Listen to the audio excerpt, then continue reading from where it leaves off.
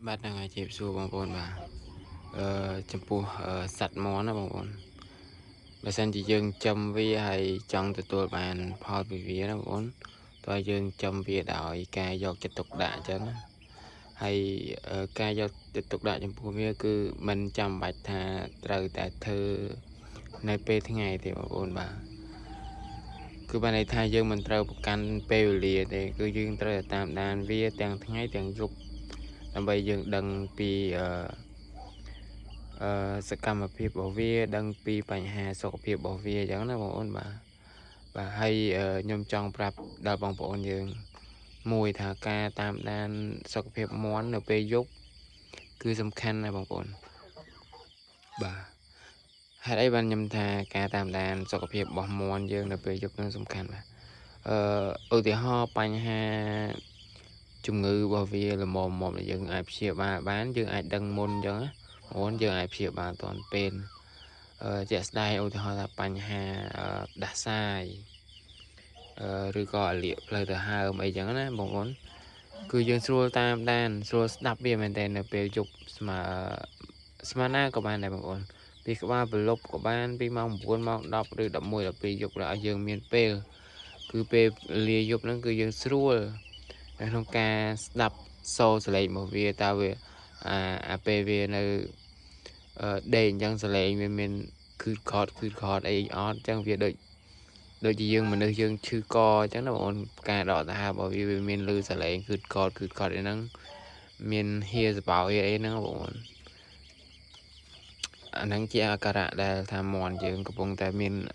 ដាសាយឬក៏បញ្ហាផ្លូវដង្ហើមយ៉ាងណាបងប្អូនបាទជាពិសេសគឺនៅពេលដែលមានធ្លាក់ភ្លៀងដើមឆ្នាំ1មេ2មេដំបូងអីហ្នឹងបាទបញ្ហាមាន់ផ្ដាសាយឬក៏មាន់លាកផ្លូវដង្ហើមហ្នឹងបងប្អូនភាគច្រើនគឺជួបសឹងតែគ្រប់អ្នកដែលចិញ្ចឹមមាន់បាទបើសិនជាមាន់យើងចិញ្ចឹមដាក់នៅក្នុងទ្រុងអត់ប្រឡែងទេអាហ្នឹងអាចថាអត់សូវបញ្ហាហ្មងទេវាបញ្ហាដែរបញ្ហាតិចតួចអំពីមាន់ដាសាយនឹងពេលធ្លាក់ភ្លៀងដំបូងណាបងប្អូនតែបើសិនជាមាន់យើងប្រឡែងចេញវាលខ្លះអីខ្លះហ្នឹងសឹងតែថា 90% ហើយបងប្អូនច្បាស់ណាស់គឺនឹងជួបបញ្ហា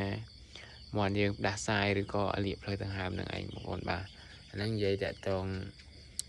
ទៅនឹងការធ្លាក់ភ្លៀង1មេ2មេដំបូងដែលយើងហៅថាភ្លៀងកក់ខែហ្នឹងបងប្អូនបាទហើយដូចខ្ញុំបញ្ជាក់យ៉ាងការតាមដានសុខភាពរបស់វាពេលយប់ហ្នឹងគឺសំខាន់ណាស់បងប្អូនពេលដែលវាដេកអញ្ចឹងយើងអាចមកចិត្តវាដើម្បីស្ដាប់សលេងវាអញ្ចឹងណាបើពេលថ្ងៃយើងរៀងពិបាកស្ដាប់បន្តិចដោយសារសូរសលេងវាហ្នឹងវាអត់សូវគឺកត់មែនទេបើសិនទោះជាវាមានបញ្ហាផ្លូវដង្ហើមខ្លះក៏ដោយពេលថ្ងៃវាគប់ផ្សំជាមួយនឹងពេលវេលាថ្ងៃមាន់យើងច្រើនមានមាន់ធំវាកតតអីចឹងទៅវាងាវអីចឹងទៅណាបងប្អូនហើយបើសិនផ្ទះយើងនៅចិត្តជួរតំបន់ផ្លូវដែលមានម៉ូតូឡានច្រើនទៀតយើងរឹតតែពិបាកនៅក្នុងការស្ដាប់សូរសលេងមាន់របស់យើងទៀតបងប្អូនបាទអញ្ចឹងនៅពេលណាដែលយើងតាមដានវាដឹងថាវាកំពុងតែមានបញ្ហាផ្ដាសាយឬក៏អាលាកផ្លូវដង្ហើមនឹងហើយយើងអាចព្យាបាលវាទាន់ពេលអញ្ចឹងណាកុំឲ្យជំងឺនឹងវាវិវត្តកាន់តែធ្ងន់ទៅមុខអញ្ចឹងបងប្អូនអាចនឹងបញ្ហា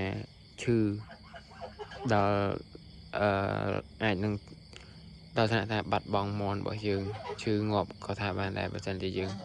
ព្យាបាលអត់ទាន់ពេលណាតែបើយើងព្យាបាលវាទាន់ពេលការផ្ដាសាយឬក៏អាលាកផ្លូវដង្ហើមនេះគឺសឹងតែថា